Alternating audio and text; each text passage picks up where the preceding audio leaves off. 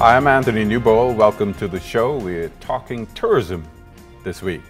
And so I've invited the Minister of Tourism, the Honorable Dionisio to talk with us today. Minister, welcome to the show. Thank you, Ace, for inviting me. Delighted to be here.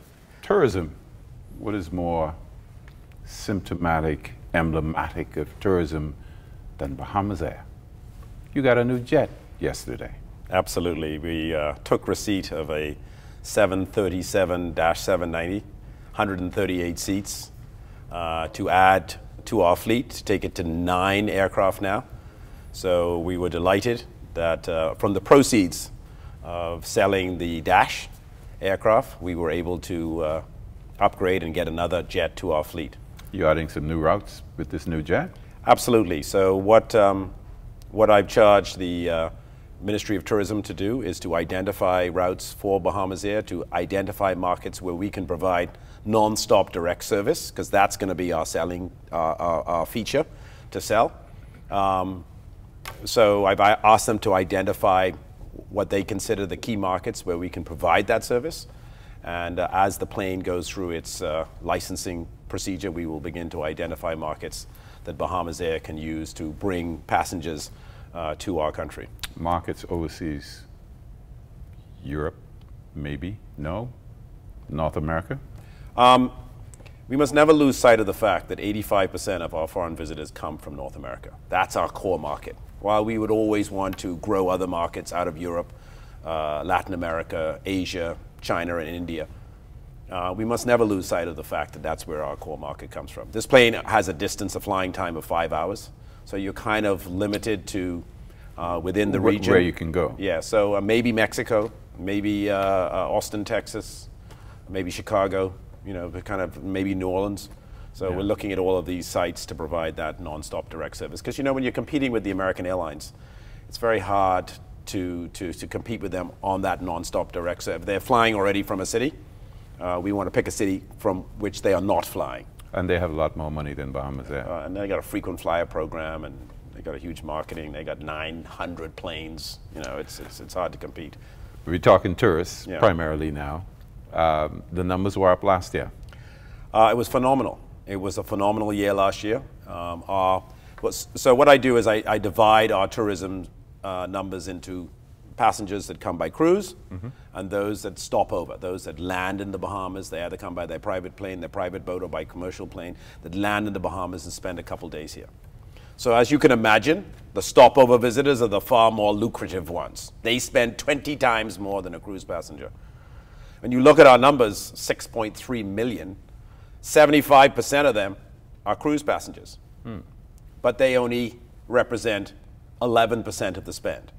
Yeah. The other 25% are the stopover visitors, and they represent 89% of the spend. So they're the ones that are spending all the money. So those are the ones that you really want to attract.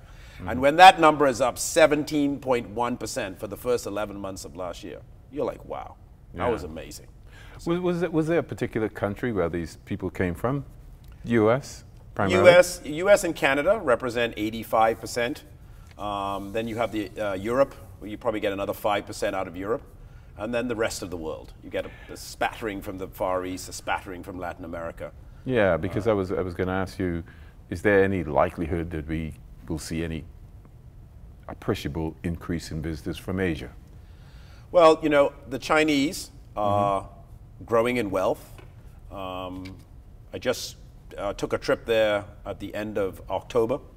I went to Beijing and went to Shanghai, spent 2 days in each city, really rolling out the Bahamas to the ever-emerging, growing in wealth Chinese population. And they're all very fascinated about the Bahamas. A lot of them have heard about the Bahamas, especially the swimming pigs. And, you know, this is the year of the pig, so they were all excited about that. But, you know, we must be mindful of the fact that it is a long journey. Yeah. And you would have to, you know, stop off somewhere along the way. There's just no way to. And usually America has such a lure for them. They stop over in the States, and then when they get bored of dealing with cities, then they're looking for a beach holiday. That's when we can tap into them. So we tie on to a holiday to Canada or the United States, and then we draw them down here. As we talk about what, because that's obviously part of what you're doing to ensure that the numbers continue to increase. And you have a new branding campaign? We did. We rolled out a new campaign called Fly Away. It's still better in the Bahamas, though. Absolutely, but we are incorporating this Fly Away slogan into our advertising campaign. And as many people have seen, we've managed to snag Lenny Kravitz as our poster child, someone who is of Bahamian descent, who lives in Eleuthera, who's intimately involved with the soul of this country. And so we could find no one more passionate than him. Add that to his celebrity status. For us, we think it's a home run. And then his song, Fly Away, as the core piece of music used in the ad, The islands of the Bahamas. we think it's going to be a home run. You've got a new app as well?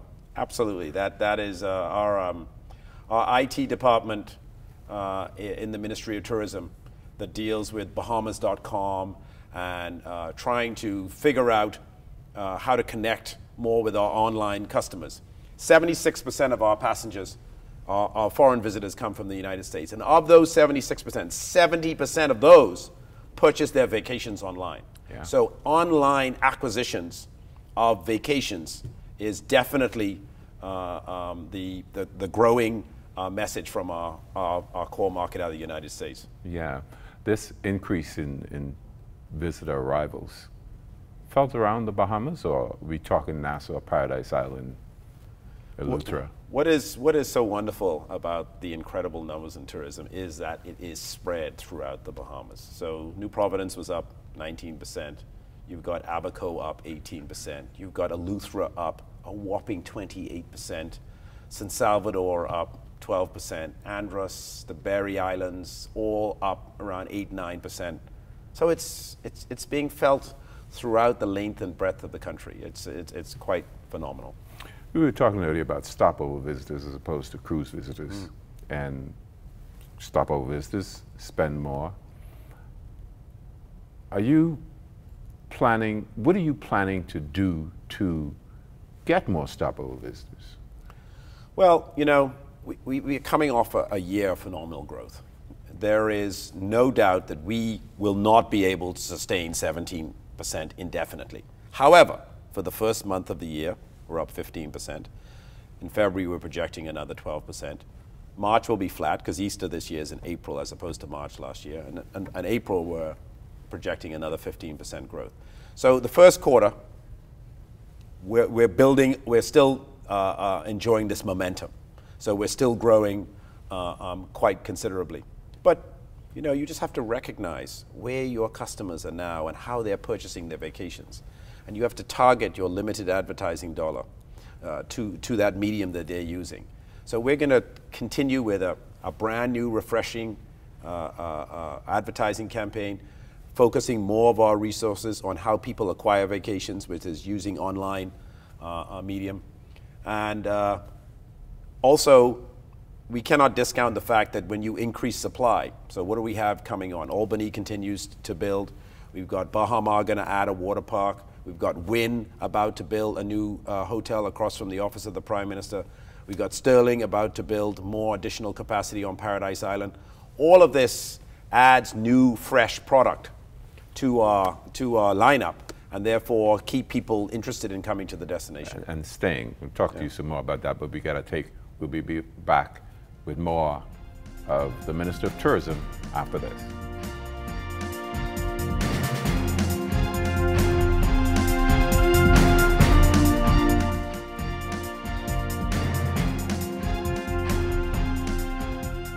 Hi, welcome back to A Closer Look. I'm speaking with Minister of Tourism, the Honorable Dionisio D'Aguilar. I want to talk to you about expanding the product, which you kind of hit on for a moment there. We talked about Bahamas Air getting a new jet. What's happening with the airspace negotiations? Oh, very interesting. So as you know, many thousands of planes fly through our airspace each and every day, and they don't pay 1 penny for that right. And we've decided that the time has come for us to raise revenue by our God-given blessing of geography, right? So we're right there off the coast of the United States, and if you want to go from the north down to the south, you have to go through Bahamian airspace. So we would like to charge planes for using our airspace. The negotiations right now, the Americans manage it. It's kind of been a handshake, nothing formal. And so we are intending to formalize that arrangement with the Americans, and then we will start to charge. It'll probably take another 6 to 8 months for it to happen. But the time has arrived for us to monetize our airspace. Talking about who manages what, you also have an RFP for the Port of Nassau. So when I first came to office, Ace, and I walked down to that port, I was appalled at the condition of that port. This is the gateway to 3.6 million of our foreign visitors every year. And we have a situation down there that it is most unacceptable and incredibly underwhelming.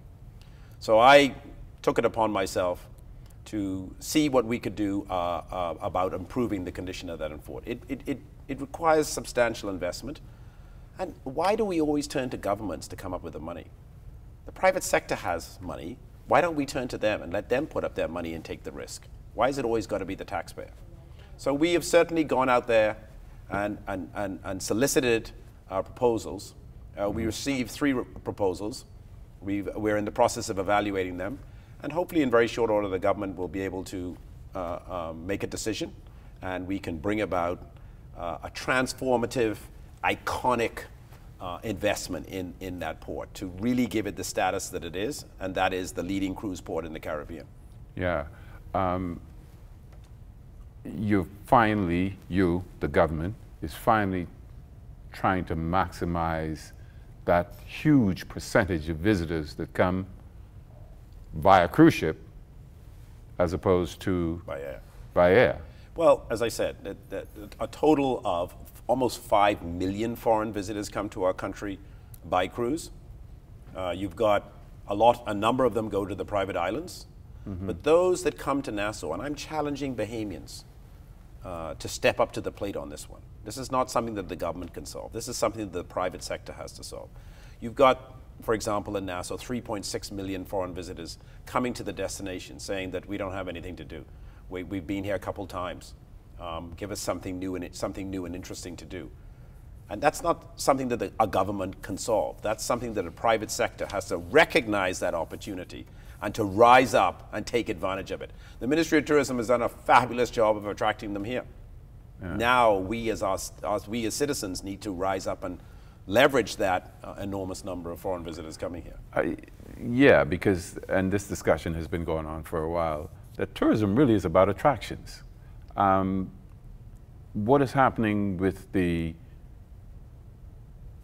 downtown area? Because there's the Nassau Downtown Partnership. Yeah. What's happening with that? Okay, so we've developed a multifaceted approach to this problem. First and foremost, we have to deal with the port.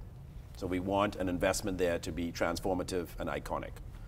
We've then approved the construction of a boardwalk from East Street all the way up to the Sydney-Portier Bridge, which is the new bridge. So that we hope will allow cruise passengers coming off the port to head east instead of west, to walk along that boardwalk. And you know, a lot of people don't realize how beautiful the harbor of Nassau is. But when you start to walk along that boardwalk, you say, wow, this is beautiful. And we've always had our businesses facing Bay Street. We really want our businesses to now face the ocean. So that hopefully will start to bring about a transformation in what is a very dead part of downtown. Obviously, we have to address the issue of building heights. You know, we want to turn downtown into a living city, to have a place for people to live, and then come out, and from that will grow cafes and food stores and restaurants and entertainment, and that will begin to transform that area. So these are the issues that we're grappling. Hopefully, we as the government will lay the foundation for then the private sector, the private money to follow, and for the transformation to occur. You put a time frame on that, 2-3 years? Well, we've been talking about it for so long. I think the time has come. It's time to pull the trigger. No, I'm talking about the build-out phase now. You decide, this is what we're going to do. We're going to build this boardwalk. We're going to do this. Well, the private sector is building the boardwalk, and a number of pieces of it are already done. I know they're anxious to complete.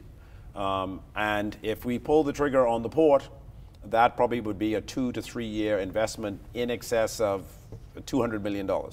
Yeah. So, and then, as this new fresh product begins to be developed down in the port, we're hoping that the multiple owners of real estate on Bay Street will be invigorated to bring about investment on their property. Are they engaging you and saying, listen, we need you to do this as the government before we do anything with our waterfront properties? Not really. They're not doing that. They recognize that we need a significant investment down there. And I think once you start to, refresh the Port of Nassau and really begin to provide a different experience, that we feel will begin the catalyst. Another approach is to do what many downtowns have done around the United States, which is to create a business improvement district, a BID, where all the real estate is donated into one entity, and that entity is then leveraged to bring about substantial investment in the downtown. That's another approach. Now, you'll see that happen in Baltimore, in New York, at South Street Shreveport. That's how they did it. But that's much more complicated from a legal standpoint. Talking about what you're doing downtown, what you're doing with tourism generally, you have the Tourism Development Corporation. So what we found is that, many tourists come here and complain, what is there to do? How do I experience your culture? How do I feel the soul of your country? How do I really embed myself in what it is to be a Bahamian? And the Tourism Development Corporation is really set up to be the catalyst for the creation of interesting things for people to do. And so if you, as an entrepreneur, have an idea, you can come to us and we will connect you with the cruise companies. If you are a business person, you often wonder, well, how do I even let the cruise companies know what I have to offer? And so we want to be that catalyst. We want to sort of be the depository of all things that you can do when you come to the Bahamas. And what are we lacking? And what do we need to develop? And so we just need to we need to bring focus to product. What product is there for our foreign visitors to enjoy when they come here? I'm going to ask you more about product, but we got to take this final break, and we'll be back with more with the Minister of Tourism after this.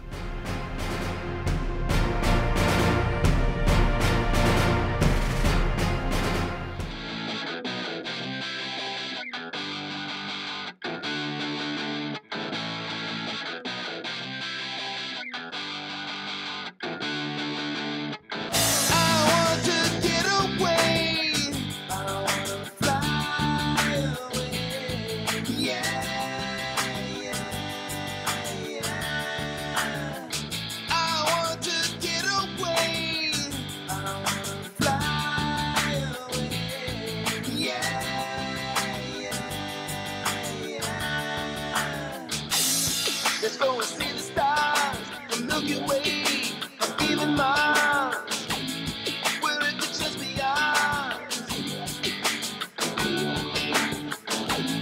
Let's fade into the sun, let your spirit fly, when we are one, just for a little fun. The islands of the Bahamas.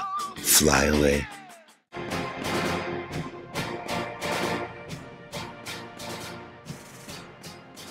Welcome back to A Closer Look. Anthony Newbold speaking with Minister Dionisio de Aguilar. You also have a proposed request for a proposal to manage Junkanoo Beach as we talk about attractions and making product available. So, once again, when I came to office and I walked down to Junkanoo Beach, which is where enormous amount of cruise passengers end up totally underwhelmed, not impressed. And so, you know, I decided that this wasn't something that the Ministry of Tourism should be operating on a day-to-day basis. So I went out and sought proposals for private sector companies to come in to brainstorm on how we could make this beach better, how we could improve the offerings, how we could empower Bahamian companies to make more from the cruise passengers that went there. So we received in some proposals, and I think we're very close to a decision. Got another downtown almost attraction, Fort Flint Castle, 66 steps. Efforts going to be made to get that up and going as well? Absolutely. The government is seeking out proposals. They may have even sought out approvals and approved companies to once again come in and to storytell. You know, it's just seeing the staircase or just seeing the fort without the story being told. Yeah. It's just not as impactful as if you create, once again, a Bahamian company to come in. Okay, they're coming. The foreign visitors are coming to experience this feature of our history. How do we make it interesting? How do we make it memorable for them? Yeah, and we've been talking all this time, and we haven't mentioned something that everybody seems to think is the new next best thing. Airbnb. What's happening? Airbnb is growing, you know, by a phenomenal rate. And what I love about Airbnb is it's bringing visitors to our country that would not have naturally come using the traditional means, i.e. going to hotels. But now this allows Bahamians, you, me, anybody who got a spare room. That's people to people, eh? Yeah, or a guest cottage or something where you can be in the hotel business before you get to spend $5 to $10 million. Now you just got to make your room available. But I have to warn you, though, you have to make it exceptional. Because if you don't, and people report on you and get back online and report that it wasn't exceptional, the internet is a brutal place. And you will be in business and out of business very carefully. So just having a room is not enough. You have to have that touch, that people to people, that ability for them to feel the soul and the love of the country and to understand the people and to delve into our culture and why we are who we are. You know, I always tell people Airbnb is attractive, it's easy, but make sure you get it right, because if you don't get it right, you're gone. I'm going to talk to the Minister of State responsible for Grand Bahama about this, but you've got to be excited about what's happening in Grand Bahama. Boy, I feel good about Grand Bahama for 2019. I just feel very optimistic. You know, that Carnival project that was rolled out, you know, outlining hundreds of millions of investment, the employment of tons of Bahamians. You know, finally, Grand Bahama's getting some good news. Yeah. And I feel optimistic about the Grand Lucayan, but we'll see how that works out as the year progresses. All right. You also expect some new visitors to go to Eleuthera? Eleuthera is doing exceptionally well. You know, as I said, the visitor arrivals were up 28% this year. It's growing, but in a very boutique kind of way. You know, just small, intimate resorts, which. But that's most of what you want for the family islands. Absolutely, isn't it? I think you don't want a 500-room Hilton on a beach there. You want this small boutique, and you want the island to be able to benefit from these developments. And obviously down in South Eleuthera, you got the Disney project that's about to start, and you know, they have promised to employ Bahamians, pay Bahamians better, use Bahamians, and to embed Bahamian culture, Bahamian history into the theme for their project in South Eleuthera. So that's going to create a lot of opportunities for Bahamian artists, which is very exciting. Are you satisfied that Bahamians are really exploiting the full potential of tourism? No, I'm not. I think there's a lot more for our people to get from tourism. Too much of it is going back out of the country. We bring it here, and then we import whatever we need to provide an experience for our foreign visitors. You know, Bahamians have to become, and we're hoping that they deploy their creative juices to, you know, bring about businesses that people will go, wow, and decide to come back. And we have to constantly be refreshing, because we're a much visited destination, and we don't want our foreign visitors to get destination fatigue. Being here, done it, why should I come back? So we have to be constantly evolving and creating new experiences for them to have. Thank you very much, Minister. And at some point, we'll have to get you back to talk some more when some of these projects come on stream. And thank you for watching A Closer Look. Join us again next week when our topic will be Grand Bahama and the Minister of State for Grand Bahama, the Honorable Crazy Thompson.